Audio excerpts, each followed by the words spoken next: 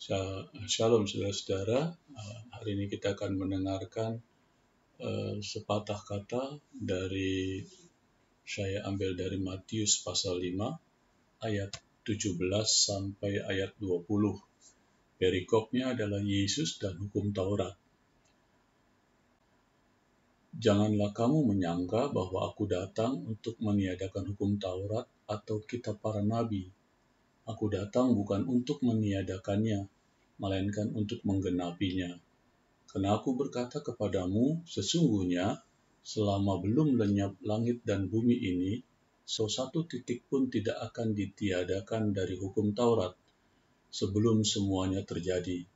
Karena itu, siapa yang meniadakan salah satu perintah hukum Taurat, sekalipun yang paling kecil, dan mengajarkannya demikian kepada orang lain, ia akan menduduki tempat yang paling rendah di dalam kerajaan surga. Tapi siapa yang melakukan dan mengajarkan segala perintah hukum Taurat, ia akan menduduki tempat yang tinggi dalam kerajaan surga. Maka aku berkata kepadamu, jika hidup keagamaanmu tidak lebih benar daripada hidup keagamaan ahli-ahli Taurat dan orang-orang Farisi, sesungguhnya kamu tidak akan masuk ke dalam kerajaan surga. Nah, saudara-saudara, dari firman Tuhan ini, saya beri judul Hukum Menurut Orang Yahudi. Kalau kita baca perikop dan ayat-ayat di atas, sepertinya ada kontradiksi antara pernyataan Tuhan Yesus dan kritik kepadanya tentang hukum Taurat.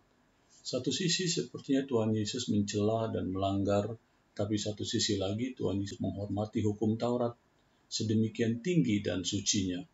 Tapi kalau kita mau menyelidiki sedikit tentang hukum Taurat yang dikembangkan dan dijalankan oleh ahli-ahli Taurat dan orang-orang Farisi, maka kita akan berkesimpulan berbeda dari sikap dan statement Tuhan Yesus di atas.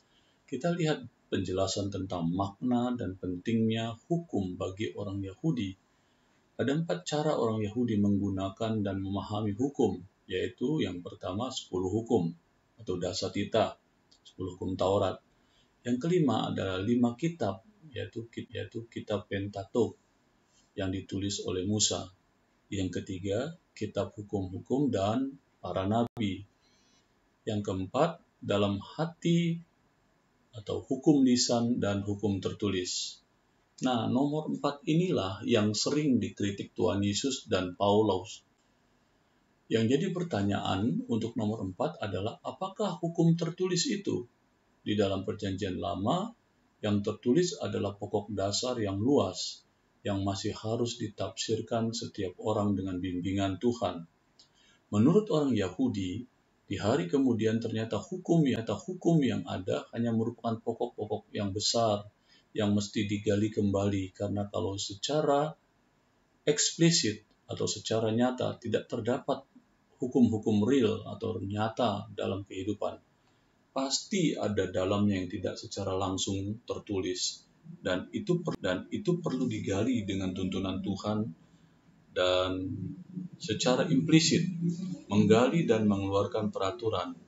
Inilah hukum dikembangkan, disesuaikan dengan berjalannya waktu dan tatanan kehidupan. Maka ahli-ahli Tauratlah yang dipercaya untuk menggali hukum, menjabarkan peraturan-peraturan serta ketentuan-ketentuannya. Dan mereka selama hidupnya menggali dan meneliti prinsip dasar hukum Taurat tersebut dan menghasilkan yang pertama peraturan-peraturan, kedua ketetapan-ketetapan, ketiga ketentuan-ketentuan. Dan ahli-ahli Taurat ini menemukan ribuan jumlahnya peraturan, ketetapan, dan ketentuan yang ada. Inilah salah satu contohnya dari pengembangan hukum Taurat melalui peraturan, ketetapan, dan ketentuan, yaitu tentang hari Sabat. Artinya, di hari Sabat itu tidak boleh bekerja, karena salah satu dari hukum Taurat menyatakan demikian. Hormatilah hari Sabat. Nah, apa itu bekerja? Kita lihat contohnya. Apa itu? mereka menguraikan hampir segala sesuatu tentang pekerjaan yang tidak boleh dilakukan pada hari Sabat. Contoh yang disebut pekerjaan, membawa beban pada hari Sabat. Yang disebut beban adalah satu buah ara kering atau segelas anggur, susu seteguk, madu yang cukup untuk mengobati luka. Semua ketentuan ini bagi ahli Taurat adalah pokok, penting. Jadi bagi mereka hukum tertulis adalah hukum agama yang benar dan melayani akan benar. Contoh yang kedua tentang tidak boleh bekerja di hari Sabat, yaitu menulis. Dianggap adalah sebuah pekerjaan dan dianggap salah apabila menulis dua huruf dengan tinta dan bahasa berbeda. Kedua, menulis pada tembok, halaman-halaman buku dan dianggap benar menulis apabila dengan cairan berwarna gelap, cairan buah-buahan, di atas tanah, di pasir, tulisan yang tidak bersifat tetap. Yang kedua, dianggap benar menulis apabila menulis satu huruf di tembok, satu huruf lagi di tanah. Yang ketiga, dari kata pekerjaan itu, yaitu menyembuhkan. Menyembuhkan dianggap pekerjaan pada hari Sabat. Tindakan penyembuhan diperbolehkan hanya darurat saja, tapi tidak boleh tuntas, karena tindakan penyembuhan sampai tuntas sama sekali dilarang. Dan ini ditulis secara lengkap. Pada abad ketiga dibuat ringkasan disebut Mishnah, berisi 63 buku mengenai berbagai macam pokok hukum. Dan terjemahannya dalam bahasa Inggris itu 800 halaman, saudara. Nah, Mishnah juga ditafsir, ya. Jadi ada dua tafsiran yang terkenal, yaitu Talmud Yerusalem, terdiri dari 12 jilid. Dan yang kedua Talmud Babel, yang terdiri dari 16 jilid.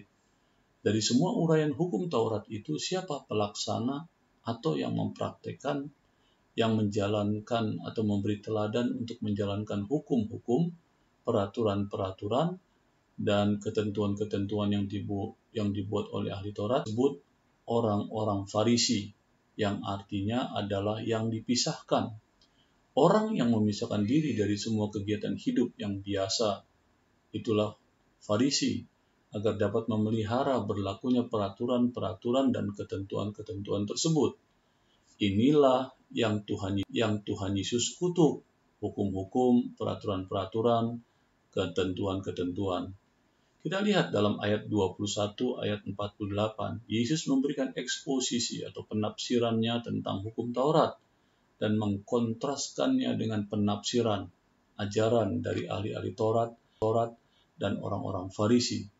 Perbedaan utama adalah ahli-ahli Taurat dan orang-orang Farisi selalu memberikan penafsiran hurufiah dan hanya memperhatikan tindakan lahiriah, sedangkan Yesus memberikan arti sebenarnya dan menekankan juga hati, pikiran, motivasi, dan orang.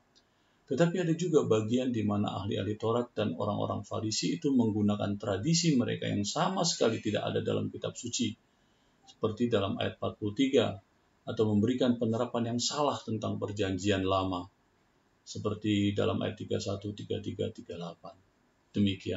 Demikianlah kebenaran sepatah kata hari ini.